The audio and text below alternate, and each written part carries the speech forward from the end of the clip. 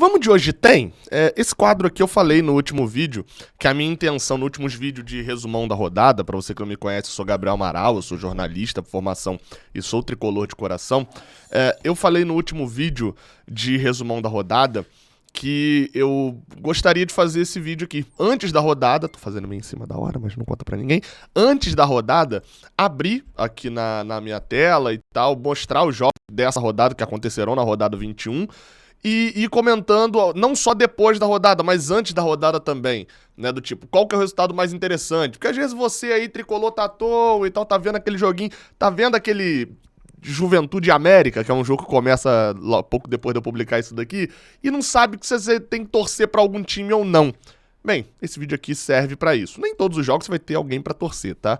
Mas, enfim, deixe o seu like aqui embaixo, se inscreva aqui no Raiz Tricolor, e vamos embora para a gente poder falar um pouquinho sobre essas partidas. E a gente já começa com essa que eu citei, que é Juventude e América. Vou até pular um pouquinho aqui para poder já falar direto de Juventude e América. Bem, Juventude e América, é um jogo que começa às 4h30, né? Eu tô gravando esse vídeo aqui 3 e pouquinho já, então provavelmente não vai dar tempo de você assistir esse jogo torcendo. Mas é um jogo daqueles que aparentemente pouco importa na nossa vida, né? Mas eu diria que se tem alguém pra você torcer, pra você focar um cadinho, foca na tranquilidade do América Mineiro. E por que isso, tá? Vou botar aqui pra gente torcer contra o Juventude e a favor do América. Foca na tranquilidade do América Mineiro. A gente enfrenta essas duas equipes no Rio de Janeiro, no Brasileirão. Na nossa vida aqui no Brasileirão não interfere tanto, mas pelo menos o América Mineiro ainda tá na Copa do Brasil, e se ele ganhar e se empolgar, pode ser que ele elimine São Paulo. Aí você fala, Gabriel, mas ele eliminando São Paulo tá facilitando o time do outro lado, né? Tá facilitando a vida do Flamengo, do Atlético Paranaense. Cara, mais ou menos, assim, a gente já vai ter que enfrentar essas equipes na final mesmo, né? Lembrando, a América pega o São Paulo e, se passar pelo São Paulo, pega Atlético Paranaense ou Flamengo. Então vai que o América surpreende e vai pra final da Copa do Brasil, né? Enfim, é aquele jogo que pouco tem a ver com a gente, mas a gente começa muito por esse daqui. Botafogo e Ceará. Lembrando, esse vídeo aqui eu faço descontando a rivalidade na maioria das vezes, tá? Então, por exemplo, eu posso vir aqui e falar que o melhor pro Fluminense é o Botafogo ganhar. Aí você vai falar, pô, Gabriel, mas eu não consigo torcer o Botafogo. Beleza, não tô falando aqui necessariamente que você tem que torcer. Tô falando pra quem o Fluminense tem que torcer. E nesse jogo, especificamente, fecha com empate. Por quê? Primeiro, porque o Botafogo, que vai enfrentar o Ceará, enfrenta um Ceará entre dois confrontos contra o São Paulo. Então, muito provavelmente, é um time do Ceará que não inspira, não vai se dedicar tanto a esse jogo. Lembrando, o Ceará é 14º, Botafogo é 12º. Nesse roteiro aqui, os dois times não ameaçam o Fluminense. Então o ideal é manter que o Botafogo montou um time razoável, mas não consegue pontuar, né? É um elenco muito abaixo ainda e não conseguiu formar um time até agora. Dificilmente vai ameaçar a gente. A gente tá mais de 10 pontos na frente dos dois. Então é empate ao Ceará, até porque é sempre engraçado ver o time C do Botafogo perdendo. Neste sábado ainda tem Atlético Goianiense e Red Bull Bragantino. Esse daqui é uma daquelas torcidas muito estratégicas duplamente. Fechado com o Atlético Goianiense, que é fechado com o Dragão. Por que isso, Gabriel? Primeiro, o Red Bull Bragantino faz parte, pra mim, dos 8 clubes.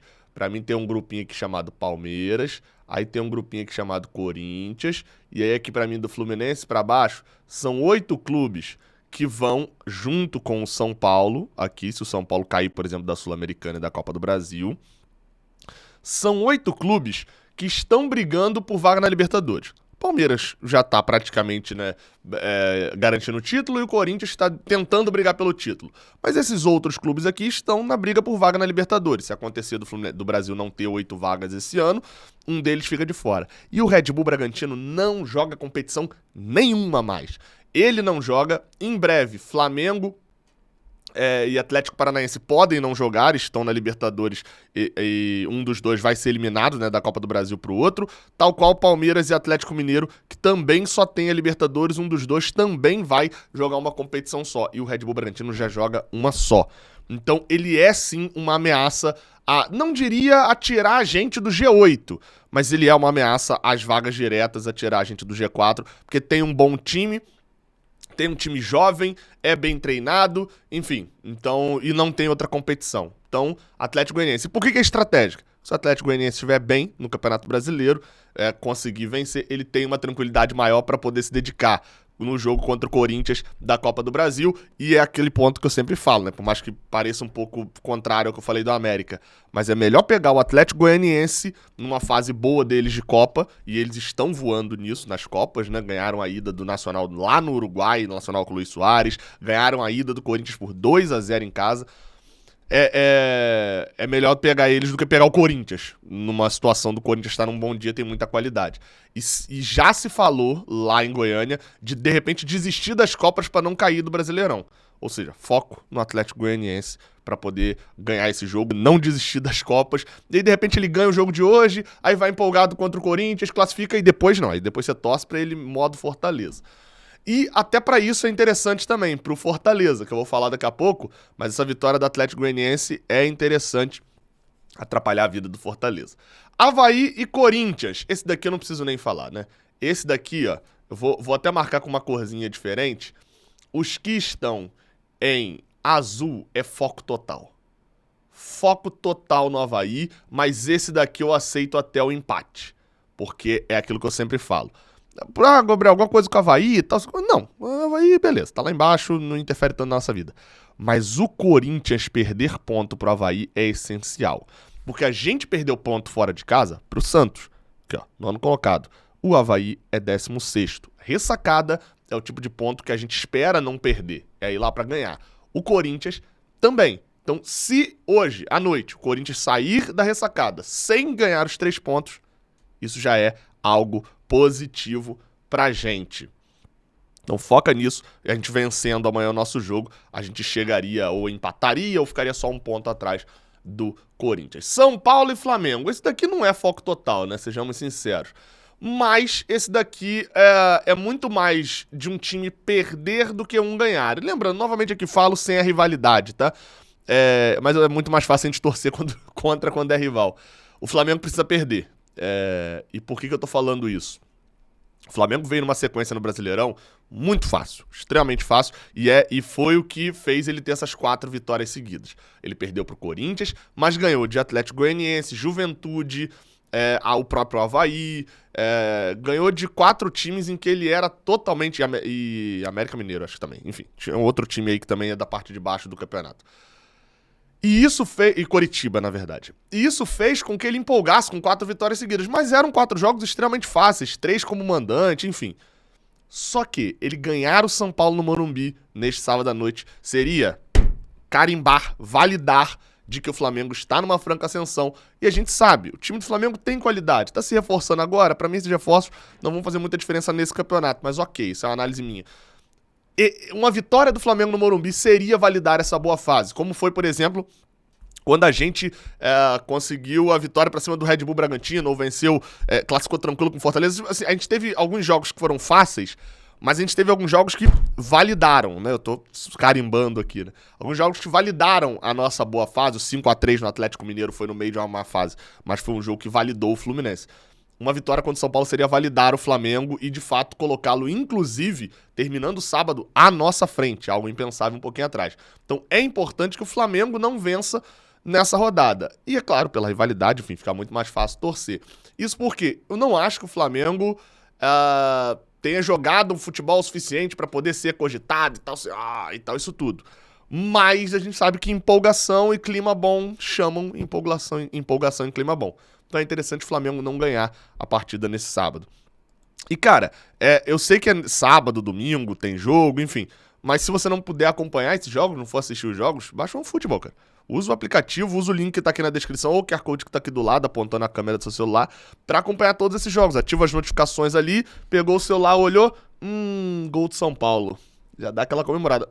Olha a expulsão de Luciano aqui, ó, que merda. Tal.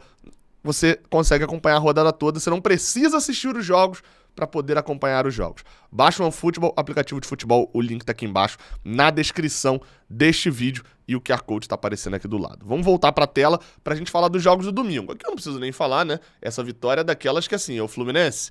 Se você perde ponto aqui, você vai passar um bom tempo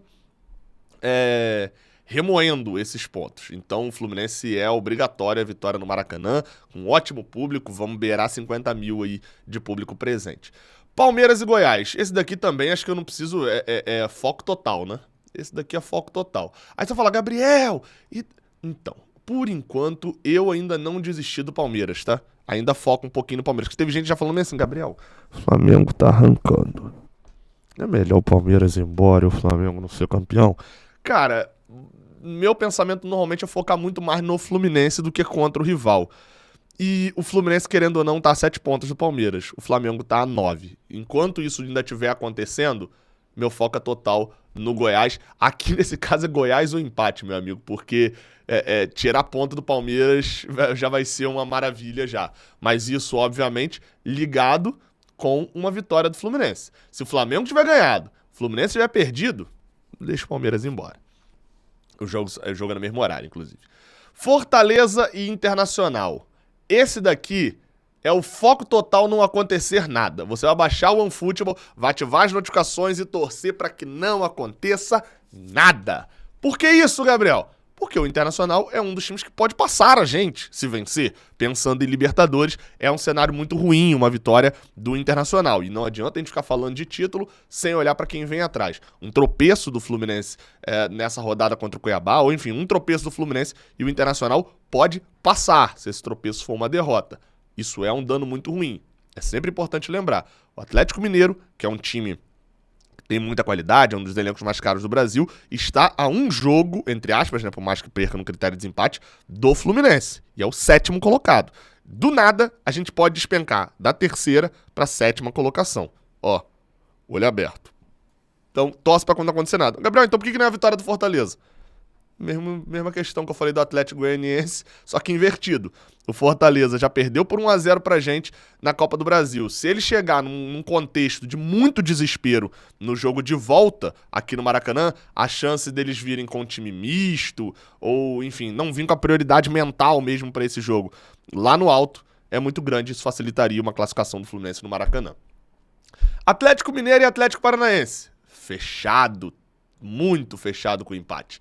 Ó, de 6 às 9, não é pra acontecer gol nesse domingo. De 6 às 9, 0 gols. 0 gols, estão ouvindo? Atlético Mineiro, o duelo dos Atléticos, né? O Atlético Mineiro, o Galo, e o Atlético Paranaense. Por quê?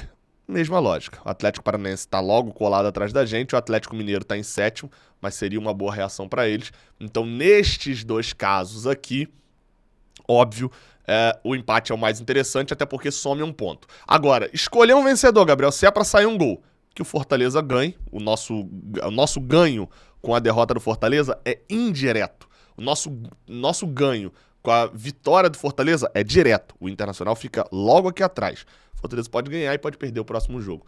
E nesse duelo dos Atléticos aqui, aí vai muito da sua opinião. O Atlético Paranaense tem fôlego pra ficar aqui em cima?